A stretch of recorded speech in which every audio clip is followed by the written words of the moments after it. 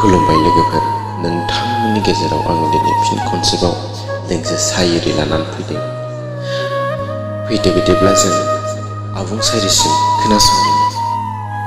थारखौनो बुंदोंना आं, थारखौनो बुंदोंना आं। खायफा मानसिया अराय सम मिनि खुसियै थाबाय थायो, खायफा मानसिया अराय सम मिनि खुसियै थाबाय थायो। मानोना बियो मिथिगौ बिनि दुखुखौ रावबो मिथिया आरो रावबो बुजिनोबो नाजाया।